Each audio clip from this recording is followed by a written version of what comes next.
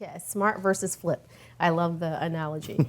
I'm very excited about like some of the potential for these technologies, and we kind of talked a little bit about how to protect ourselves with the router and ensuring that we change the passwords and things like that you shared earlier in the first segment. There are some technical terms that we hear a lot in the world of cybersecurity. You're an expert, a professor, and you use these terms quite often, you know, in your day-to-day life. Sure.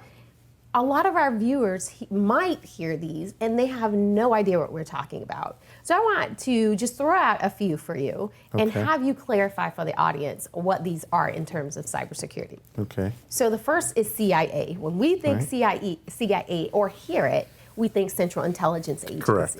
In terms of cybersecurity, explain what CIA is. It's a triad or a triangle: confidentiality, integrity, and availability. And it has to do with data, right?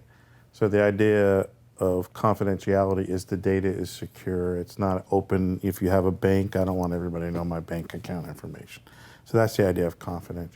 Integrity means that the data is correct. Like if I'm making business decisions through some application and I'm the CIO or the CFO, I want to make sure that I want to know that that data is accurate. It hasn't been compromised in some way, or it's garbage, right? So that's the integrity. And then the availability is that it's available, that people can access it. It doesn't do us any good if it's not there, if I can't get to it. But it's a combination of those things, because have confidentiality, you have to secure things and make sure people can't access it that shouldn't, but you also have to be able to allow people to access it that should. So that's always the kind of the issue, and that's why they call it a triangle, because they each affect the other one. Yeah.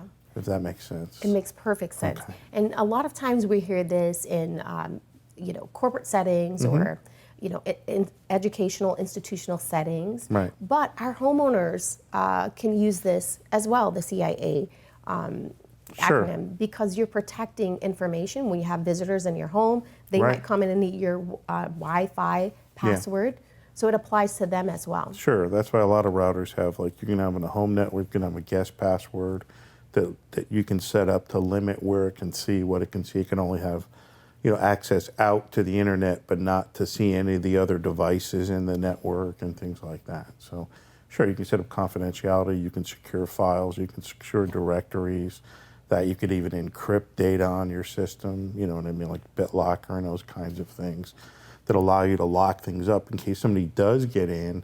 If you have sensitive data, if you're a small business owner or something like that and you work out of your house, you might want to think about encrypting the data on your system so that if somebody does get in, they can't get to all the encrypted stuff, that kind of thing. Backing it up too is a big deal.